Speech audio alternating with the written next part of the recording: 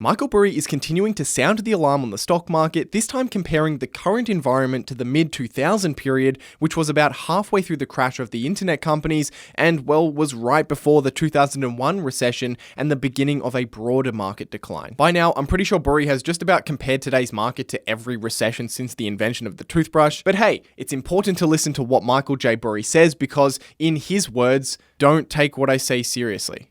Oh. Anyway, we're going to be talking about his last 5 or 6 tweets because it's content, and who am I kidding? Half my subscriber base are only here for Burry videos anyway. Oh, and I'm going to go ahead and skip this tweet about hormone therapy. It's not exactly relevant to what we talk about here on the channel, and I enjoy not being cancelled, so let's try and keep it that way. But just before we jump into today's first tweet from Michael Burry, some of today's research was done in Seeking Alpha, which is a great resource for stock and market analysis and news. There are tons of very smart people sharing their analysis on companies on there, and while I certainly think that you should try and do your own analysis and reach your own independent opinion, contrasting your opinion, your rationale with other people's analysis is a really great way to test your logic and ultimately make yourself a better investor. Start your free trial today and then get a whopping 58% off your subscription by signing up at hamishotter.com/seeking alpha. The link is also in the description below. This first tweet we're going to take a look at was posted on October 1st. He said, "This morning there were still 218 primary stock listings in the United States with a market cap of over 1 billion and EBITDA of less than negative 100 million. 29 of them actually had a market cap of over 10 billion, totaling 655 billion. Saying it again, all the silliness must go." Shortly after this, the Twitter page Michael Burry Stock Tracker also shared the list of these companies in case anyone was curious. The biggest companies on the list are Snowflake, Uber, Shopify, Coupang, Block, and Rivian. As you can see, most of these stocks have done extremely poorly this year, and that really shouldn't be surprising because as interest rates rise, the businesses with cash flows that come very far into the future, their valuations will get hit the most severely by those interest rate increases. How this works is as the Federal Reserve raises interest rates, it essentially raises the discount rate in the discounted cash flow formula that most investors, institutional and individual, use to assess what the value of a business is. And how this formula works is as the discount rate goes up, the cash flows that come far into the future, say 5 years out, which is most of the cash flows or all of them for businesses that are not profitable today, all of the cash flows are going to be at some point in the future,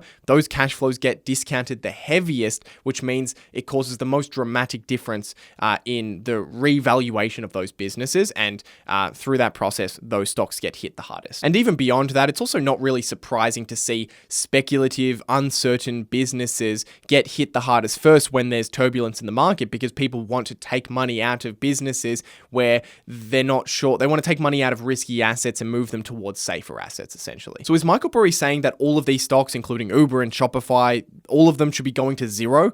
No, he's definitely not saying that. I guarantee you he's not saying that, even though a lot of people are interpreting it this way on Twitter. Maybe some of these businesses are worth zero. There's no point at which they will become profitable and therefore they're actually worth $0. But for many of these companies, they're not currently profitable, but they could reach a profitable state if they needed to. Take Uber, for example. They spend pretty much all of their revenue on R&D and marketing. And they're doing this because they're still trying to scale. But if they needed to, they probably could get to some kind of profitability. Now, would that profitability be far lower than what the current stock price justifies? Sure, it could be. The stock could even go to zero. Or maybe the business is worth the $50-odd billion that it's currently valued at. Maybe it's even worth more than that. The point is that it's highly uncertain given the current state of the business, and therefore it doesn't justify a value of $50 billion.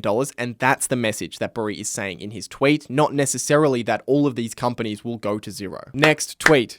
The next day he tweeted, 13.48% of stocks closed above their 200 moving day average. Bottom in 2009 was 1.2%. Bottom in 2020 was 2.8%. Currently at December 2007 levels. And I'm not really sure what to make of this tweet. Maybe I don't understand some deeper understanding of what the 200-day moving average can mean. And if someone has this insight, feel free to leave it down in the comment section below. But as far as I can tell, I can just see a graph that has various dips, not just at recessions, but at many points over time. To me, moving averages are more of a correlation with stock price declines rather than a causation of them or some kind of leading indicator suggesting that stock prices will go down in the future. How can a figure that just measures the average of stock prices be an indicator of stock prices. To me, that doesn't really make any sense, but maybe I'm misinformed. The same day, he tweeted, "Another feeling I'm getting is mid-late 2000. Free cash flow totally on sale and ignored while former momentum stocks are coming down, but not enough, and darling better businesses still have a way to fall. Value was about to take off for years despite more crash on the way." And there's quite a bit to actually unpack here. First of all, he's kind of describing 3 different types of businesses that you could invest in. He's got momentum businesses, better businesses, or quality businesses, I guess you could call them as well, and then traditional value. Momentum stocks are speculative businesses with little or no profitability behind them and falls in the same category or is exactly the same as the types of businesses that he was talking about earlier, like Uber or Shopify. Essentially, people trade these businesses on momentum, that they're going to continue to head in the same direction that they have recently. And if you think that sounds like a terrible strategy, it's because it is. And naturally, these were the first and hardest businesses to get hit. And this is the exact same as what happened in 2000.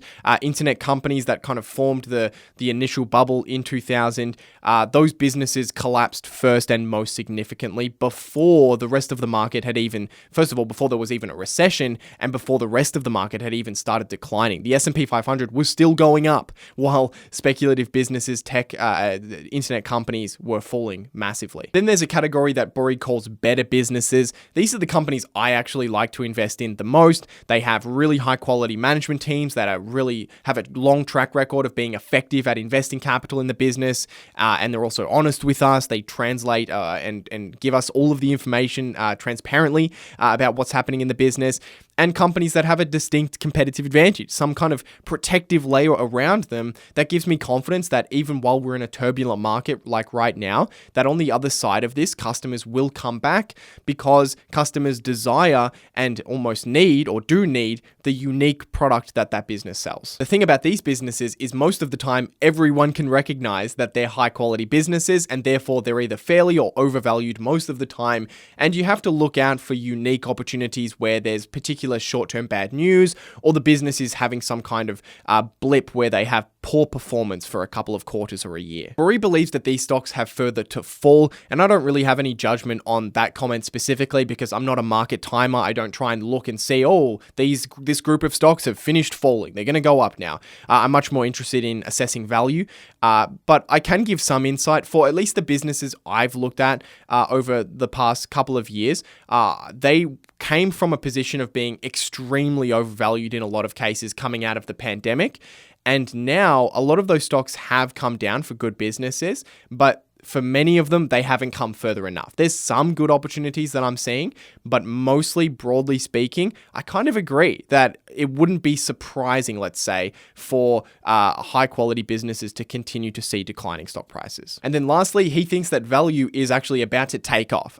When I talk about value on this channel, I'm actually including the purchase of high quality businesses as long as it's done at a significant discount. So you're still getting the business far below intrinsic value. What Burry is talking about is the traditional definition of value, deep value, where you're buying businesses based on the cash flows that they produce today, buying them at a severe discount to current cash flows, or even the current book value, for example. Personally, I don't look at these kinds of businesses very often. I'm open to looking at them. I'm open to investing in any kind of value investment, but generally speaking, I like to focus on preserving my capital first, and that means that I'm more interested in leaning on the side of investing in great companies that will be sustainable over time. I'm sure there's higher potential returns to be made in deep value, but I have in my mind this Buffett Munger idea of preservation of capital in great companies that are likely to be thriving for many years to come. And then this tweet was a follow-up from the previous one. He said, "Difference between now and 2000 is the passive investing bubble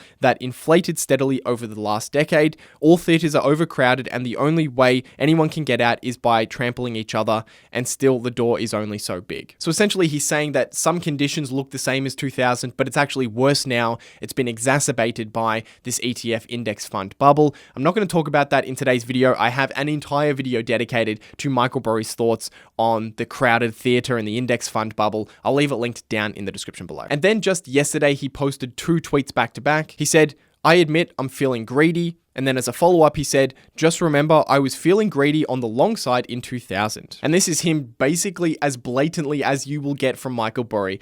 Him saying that he's no longer shorting parts of the market or shorting stocks, that he is primarily, at least, going long. And it's very likely that he's going long on some deep value companies, which is where he tends to invest. And it would make sense given the tweets just from a couple of days ago where he said that deep value or value is about to take off. And if anything, these tweets really just motivate me to keep looking for gems out there because, as I said, I'm open to investing in many different types of value investments. Value investing really is just the idea that you want to have a confident view of what cash a business, a stock can deliver to you over time and compare that to the price. And if that relationship is extremely good, extremely attractive, then you invest in that business. And generally for me, that means I'm looking at high quality businesses where the future cash flows for the next 10, maybe even more years are very, very stable. And those businesses have the opportunity to take those profits, reinvest them and grow profits over time. But I'm certainly open to finding businesses that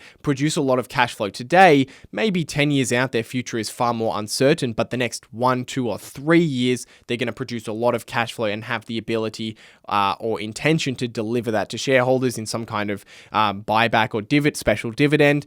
So these kinds of tweets just motivate me to keep looking out there and trying to identify these opportunities. And ultimately, every quarter we get to see what Michael Burry does invest in, at least in the US. So relatively shortly, we'll be able to see what individual companies he's been buying in the latest quarter. And if you don't want to miss out on those videos, then make sure you're subscribed. Super easy. Scroll below the video, hit that red subscribe button. It's completely free and you'll be notified and updated when I post new content. With that said, hope you guys have a great day. See you in the next one.